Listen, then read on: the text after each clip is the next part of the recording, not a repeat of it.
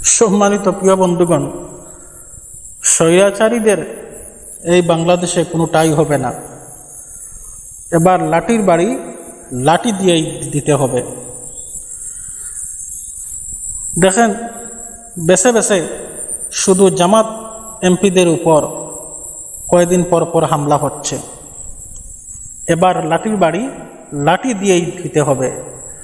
আমাদের তো ছাত্র শিবির আছে, যদি আমাদের ছাত্র শিবিররা যদি মাঠে নামে, তাহলে আপনারা যারা আছেন না, এই গণ অধিকার পার্টি, বিকাশ নূর, বিএমপি লীগ, একটা বাচ্চাকেও আপনারা মাঠে খুঁজে পাওয়া যাবে না ইনশাল্লাহ। আপনাদেরকে একটা বাচ্চা মাঠে খুঁজে পাওয়া যাবে না যদি আমাদের জামাত শিবির যদি মাঠে নামে। তাই আপনারা এখনো সময় আছে, সাবধান হন। লাঠির বাড়ি লাঠি দিয়েই কিভাবে দিতে হয় তা আমাদের জানা আছে। আসসালামু আলাইকুম।